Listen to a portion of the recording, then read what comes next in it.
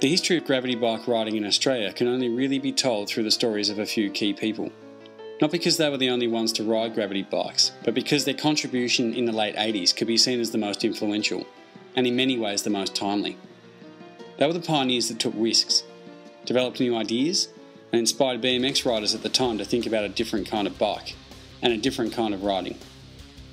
A pioneer by the true definition of the word, Gonz1 owes me for many hours of lost sleep. In the early days of testing and building bikes, he would spend night after night drawing and fabricating new ideas.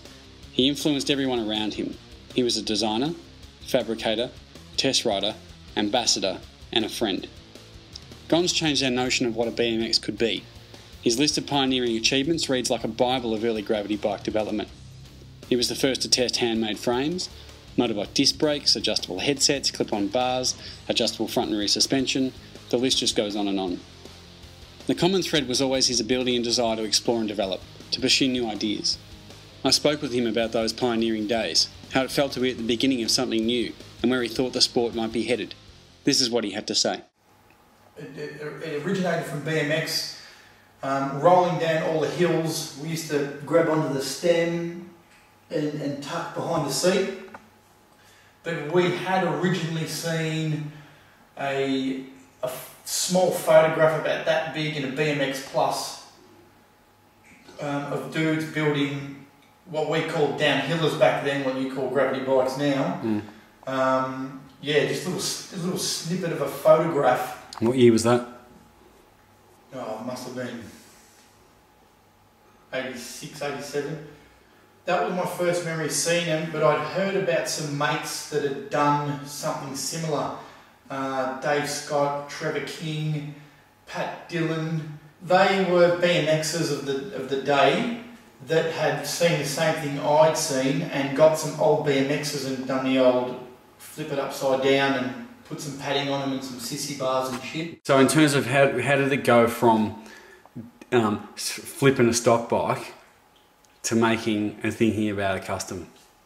I had access to, I was lucky, before it was the Gonz lab, I had a garden shed that the old man had set up that was pretty well equipped with every tool that you needed to do a half-ass hodgepodge. I mean, tell us about the process about making a bike. How does it start? The first flip bike that I'd ridden, I only rode for not too long, and I was pretty well cramped on it. So I thought, well, I'll extend the front end. So I just simply chopped the front end and got some water pipe and extended the stock. Extended it, yeah, and just bent it around till it worked. It was just, we were just pioneering, man, trying to make them comfortable and function more than, you know, the weight didn't come into it till way later. Yeah.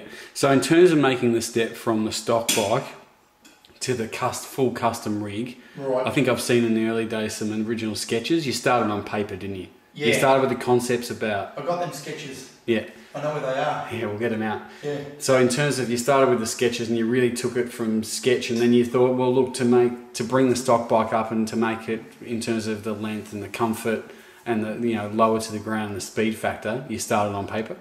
Yeah, just scribbled it out on paper. I thought that I had heaps of steel lying around, so we had leftover steel from the carport. So I didn't know what I was going to make it out of exactly, but we sketched it out. You were there when I sketched it out. Yeah. Actually. So in terms of the ideas, you were looking at stuff like suspension. You were looking at ideas about body position. Suspension was going to be cool. Yeah. We didn't know back then if it was going to be functional, but we knew it was going to be cool. It was going to look cool. But once we had actually done it all and set it up like that, yeah, it worked. It worked very well. And I was just making it up as I was going along, like trying to make it fit my body. How did you deal with head angles and bottom brackets and all that kind of stuff? Just fucking guessed. Just guessed it. Guessed it. But as we made it, as we put it together, piece by piece, I was sitting on it and working out, alright, the swing arm's going to be this long. Working out what angle it's sort of going to be sitting on to how I was going to do the head angle. The head tube was a bottom bracket off a BMX. The swing arm pivot was a bottom bracket off a BMX, and used old BMX sealed cartridge bearings. Did you have any idea about what anyone else was doing around the place in terms of custom bikes? No, I didn't see or know of anything like that. All I knew was modified BMXs, and I'd never seen nothing on any other magazine ever since. So everything that you were doing then was just about how you thought it should be? Yeah. Oh, well, yeah. And just about trying to make and develop something to go fast? Yeah. Yeah. Tell us about the first time you took the bike out. It was night time. I just got it rolling. It had no brakes. It had no seat. It had no pegs on it.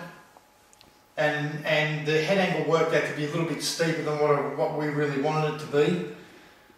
And it had no steering damper on it at that stage. And it was in a very raw state. Very raw. No paint, no nothing, just exposed wells. And just took it down my driveway, and yeah, like I said, straight out of my driveway, I had a hill. I don't know what I did. I didn't have any speedo on at that stage. But from other runs after that, it was sort of... we're in the 85s. Yeah, we're in the 85s. This bike was significantly quicker, but just rolled straight down that hill with nothing at all, and it was a little bit twitchy, but fuck, it was fast. So it's sort of like early days BMX development. It was seeing what worked, what didn't work. It worked fucking surprisingly well straight off the bat. For something you built in the garage. Yeah, phenomenally well. It worked compared to a BMX, downhill and next to a BMX. It was fucking chalk and cheese. Yeah. It was completely fucking never see you later. So do you think those early days of the custom rigs really set? Because you can see some trends happening now with like steering dampeners and people trying to get lower and all that kind of stuff. Yeah. Do you see that sort of development as really being like early days pioneering of where this is going to go? Do you see that what you're doing then as the future of where it's going to go? Yeah. Oh yeah, definitely. I mean, custom frames is where it has to go really. It's good fun on the BMX, modded BMX, because as we know, Sholto, mate. Modded BMX, frame upside down, and he's got a fucking exceptional ability. Yeah. It was very fast. So what's next for Gonz1?